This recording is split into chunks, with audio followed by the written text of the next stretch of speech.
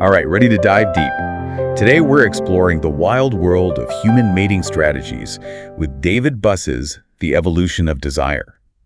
It's all about how evolution has shaped what we find attractive in each other. Yeah, it's amazing how these desires, honed over thousands of years, are still at play today, impacting everything from those first date jitters to navigating those long-term relationships. I know, right?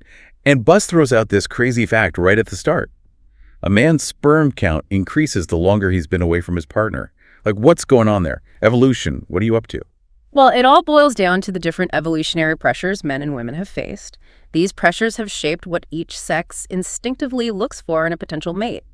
Kind of like a biological checklist for love. Okay, so break it down for me. I get that women, historically facing the massive commitments of pregnancy and childbirth, would be drawn to partners who offered stability and resources. It's like, hey, can you help me make sure this little one survives? Not exactly a romantic pickup line, but I get the practicality. Exactly. It wasn't just about romance, but about survival, ensuring their offspring had the best chance in life. That's why, even today, women tend to value financial resources and social status in a partner more than men do. Makes you think about all those guys posting pics on dating apps with their fancy cars or exotic vacations. Oh yeah, totally. They're tapping into that deep-seated desire for security, even if we're not always consciously aware of it. It's like a primal instinct whispering, this guy could provide. Absolutely. It's not just a modern thing either. In our evolutionary past, those traits, resources, status were key to securing food, shelter, protection, basically everything needed for survival in a harsh world. And speaking of evolutionary throwbacks, I've always been curious about the whole older man thing. It's not just a George Clooney effect, right? What's the evolutionary advantage there? Nope. George Clooney aside, there's definitely an evolutionary reason. A slightly older man often signals greater stability, more experience, and yeah, probably more resources. It's not just about wrinkles. It's about the wisdom and security that often come with age. Experience matters. So it's less about a guy flashing his cash and more about showing he can be a reliable provider. Makes qualities like dependability and kindness seem way more attractive. Right. Those traits signal a partner and father who is going to be there consistently. Think about the flip side. An emotionally volatile partner can be a drain on resources and create chaos. Not exactly ideal from an evolutionary perspective. Right. Drama doesn't exactly scream survival of the fittest, does it? Oh. And of course, there's intelligence, which always seems to be on the desirable traits list. Intelligence could signal good parenting skills, problem-solving abilities, and maybe even those good genes everyone's talking about. But enough about what women want. Let's talk about the guys. What are they looking for? Okay, so no shocker here, youth and beauty are high on the list. But I'm guessing there's more to it than just superficial attraction. It's got to be tied to something deeper, evolutionarily speaking. Exactly. Youth and beauty aren't just arbitrary preferences. They're strong indicators of a woman's reproductive value. Features like full lips, clear skin, a symmetrical face, those are biological cues of health and fertility. And then there's the waist-to-hip ratio, which the book says is a cross-cultural sign of fertility, regardless of a culture's ideal body weight. It's fascinating how this specific body shape is linked to reproductive health. It really is. It's a powerful signal that seems hardwired into our perception across cultures and throughout history. What about chastity and fidelity? Historically, these were huge TE for men, right? Making sure they were raising their own children. Absolutely. The level of importance placed on chastity varies across cultures, but that underlying desire for sexual loyalty is pretty universal among men. It makes sense. They wanted to invest their resources in their own offspring, not someone else's. Okay, so we've got men drawn to signs of fertility and women seeking providers. But it's not just passive wishing, is it?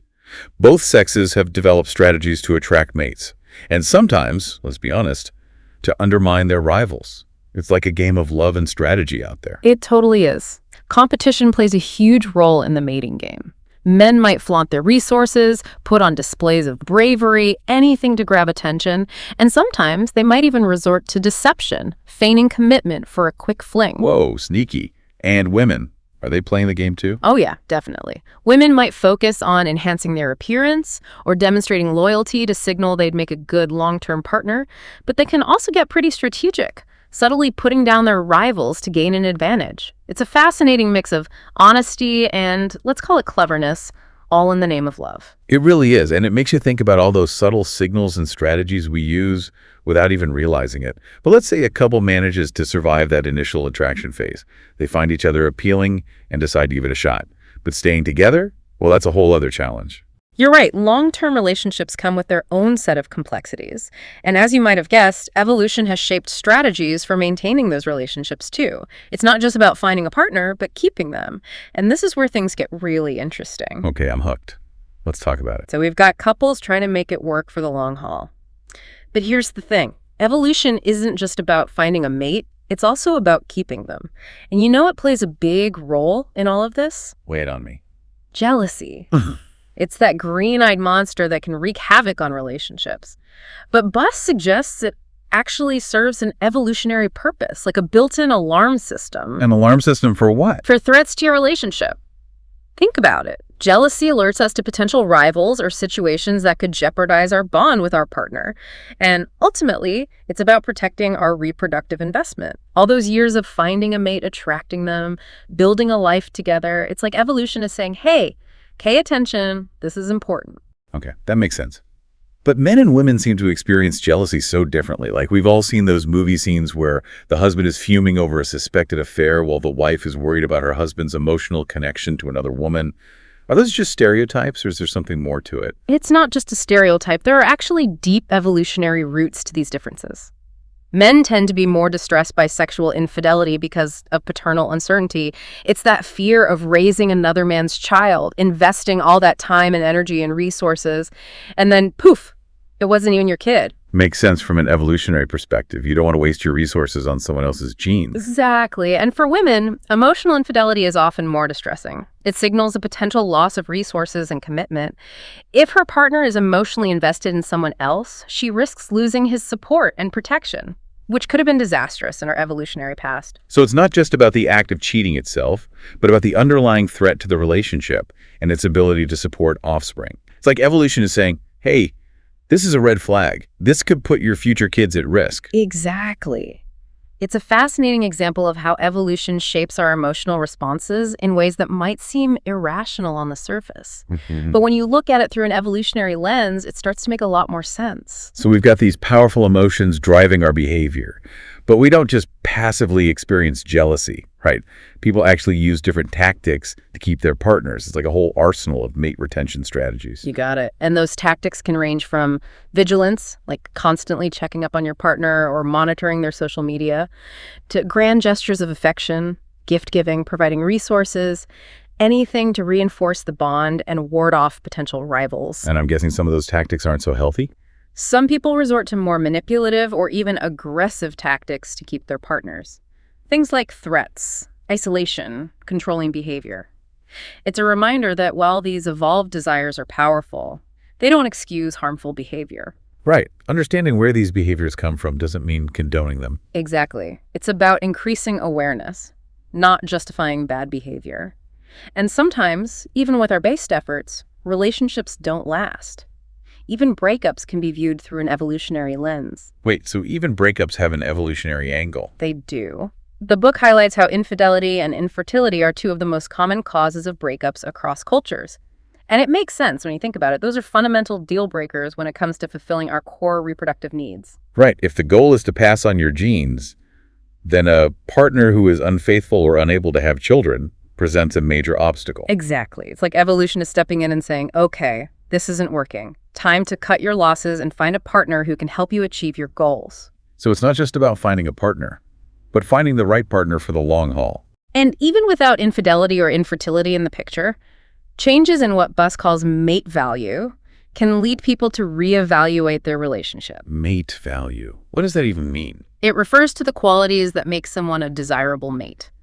Things like physical attractiveness, resources, social status, even personality traits. So if someone's mate value changes either for better or for worse, it could impact the relationship. Exactly. Let's say someone loses their job or gains a significant amount of weight. Their perceived mate value might decrease, and that could lead their partner to start looking elsewhere. Or on the flip side, if someone gets a big promotion or starts hitting the gym regularly, their mate value might increase, and that could make them more attractive to potential rivals. So it's like the dating market never really closes, even when you're in a committed relationship. It's kind of a sobering thought. It is, but it also highlights the importance of maintaining our own mate value throughout a relationship, not just for attracting a partner, but for keeping them. So we've got this constant interplay of attraction, competition, jealousy, and even breakups, all shaped by forces that have been operating for millions of years. It's kind of mind-blowing when you think about it. It really is. And in today's world, with all its technological advancements, it's fascinating to see how these ancient drives are playing out in new and unexpected ways. That's a great point. Let's talk about technology. How has online dating and social media impacted all of this? Well, it's like evolution has gone digital in a lot of ways, and it's creating both opportunities and challenges for those navigating the mating game. Well, it's like evolution has gone digital in a lot of ways, and it's creating both opportunities and challenges for those navigating the mating game. Okay, so let's break it down. How has technology like online dating and social media impacted our mating strategies? Well, think about online dating. It's basically a digital marketplace for mate selection. You've got millions of people putting themselves out there, showcasing their best qualities, filtering potential partners based on specific criteria. It's like shopping for a mate online. You can browse through endless options, sort by your preferences, read reviews. It's kind of amazing and a little overwhelming. It definitely streamlines the process of finding potential partners. But it also creates this pressure to present a perfectly curated version of yourself, competing with thousands of other people for attention. So you've got to make sure your profile stands out. It's almost like social media has become an extension of the mating game. Everyone's trying to project an image of success, desirability, attractiveness. It's a whole new level of competition. And it's not just about attracting mates, it's also about mate retention. Social media can be a breeding ground for jealousy and suspicion.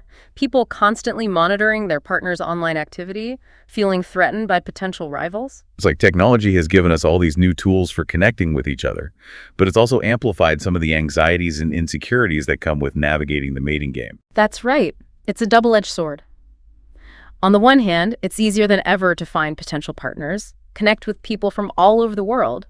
But on the other hand, it's also easier to compare ourselves to others, feel inadequate, get caught up in this endless cycle of competition. It's like we're all trying to keep up with the Joneses in the digital age, always striving for that perfect relationship, that perfect Instagrammable moment. And that can be exhausting. It's important to remember that what we see online is often a carefully constructed facade. It's not the whole story. Right. Social media is a highlight reel, not real life. Exactly. And it's so easy to get caught up in this illusion of perfection, that everyone else has it figured out while we're still struggling. So how do we navigate this new digital landscape without losing ourselves in the process? How do we stay grounded in reality when everything online seems so filtered and idealized? Well, I think the key is to cultivate self-awareness, to be mindful of the ways in which technology is influencing our thoughts, feelings, behaviors, to remember that we have a choice in how we use these tools. We don't have to let them control us. Exactly. We can choose to curate our online presence in a way that feels authentic and true to ourselves. We can limit our exposure to social media if it's making us feel anxious or inadequate. We can focus on building meaningful connections offline. It's about using technology to enhance our lives, not to define them. And it's about remembering that the most important things in life, those genuine connections with others, can't be captured in a profile picture or a status update. That's a great point. And it brings us back to the core message of this deep dive. Understanding the evolutionary roots of our desires can be incredibly insightful, but it's not the whole story. Right. It's just one piece of the puzzle. We're not simply puppets controlled by our genes. We have the capacity for love, compassion, conscious choice. And ultimately, those are the qualities that will lead to the most fulfilling and meaningful relationship. Absolutely. So as we wrap up our exploration of the evolution of desire, I want to leave you with this thought. We are not just products of our past. We are also architects of our future. We have the power to shape our own destinies, to create relationships that are both passionate and enduring. And that's a pretty amazing thing. Well, on that note, we'll leave you to ponder the mysteries of love and evolution. We hope this deep dive has given you some food for thought and maybe even a few aha moments.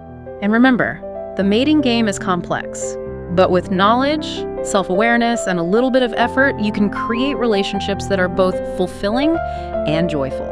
Thanks for joining us on this deep dive. Until next time, keep exploring, keep questioning, and remember, you write your own love story.